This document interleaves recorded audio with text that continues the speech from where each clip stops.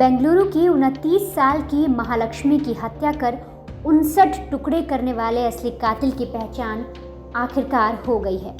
अशरफ और ऑफिस के 3 साथियों को क्लीन चिट मिलने के बाद पुलिस के सामने बड़ा सवाल था कि आखिर कातिल कौन है। लेकिन क्राइम तक के पास बिल्कुल एक्सक्लूसिव जानकारी हाथ लगी है, जहां महालक्ष्मी के कातिल और उसके शरीर के 59 टुकड़े करने वाले कातिल का नाम पता चल चुका है। वो नाम है मुक्ति रंजन रॉय। मुक्ति ही वो शख्स है जो 1 सितंबर को आखिरी बार महालक्ष्मी के साथ ऑफिस में काम करते दिखा था। उसके बाद से ही महालक्ष्मी का अपने परिवार और बाकी दोस्तों से कोई कनेक्शन नहीं रहा। आखिर मुक्ति ने महालक्ष्मी की हत्या क्यों की और इसके पीछे की कहानी क्या है, चलिए आपको सिलसिलेवार तरीके से बताते हैं। नेपाल की रहने वाली महालक्ष्मी की 4 साल पहले हेमंत दास से शादी हुई और उससे एक बच्चा भी हुआ। लेकिन महालक्ष्मी के दूसरे मर्दों से दोस्ती को लेकर आए दिन घर पर झगड़े हुआ करते, जिसके बाद महालक्ष्मी और हेमंत ने अलग रहने का फैसला किया, लेकिन तलाक नहीं लिया।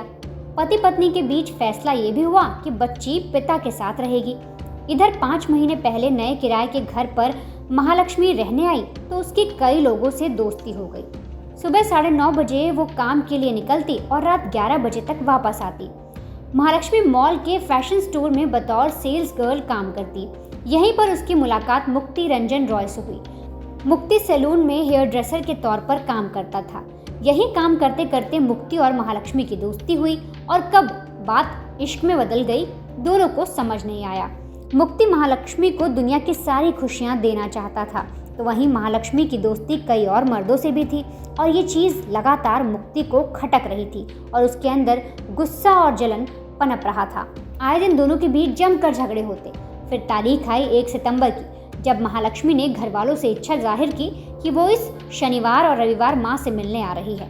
लेकिन उस रोज़ भी मुक्ति और महालक्ष्मी के बीच झगड़ा बढ़ा और कमरे में मुक्ति रंजन रॉय ने महालक्ष्मी के 59 टुकड़े कर फ्रिज में ठूस कर भर दिया। हत्या करने के बाद मुक्ति ओडिशा फरार हो गया और इस बात की जानकारी उसने अपने भाई को एक फ़ोन कॉल पर दी। उसने बताया कि उसने महालक्ष्मी की हत्या कर उसके टुकड़े कर दिए हैं, इसलिए पुलिस से बचने के लिए उसे बेंगलुरु को छोड़ना पड़ा। पुलिस के मुताबिक मुक्ति के भाई ने इसकी जानकारी पुलिस को दी। तभी से मुक्ति का फ़ोन भी लगातार स्विच ऑफ जा रहा था, जिससे पुलिस को मुक्ति की सटीक लोकेशन ढूंढने में मुश्किलें हो रही थी। लेकिन अब जानकारी सामने आई है कि उड़ीसा के भद्रक में कुलपारा कब्रिस्तान के पास मुक्ति ने अपनी जान दे दी। साथ ही उसने अपना गुनाह कबूल करते हुए लिखा कि उससे बहुत बड़ी गलती हो गई, जिस वजह से वो ये कदम उठा रहा है।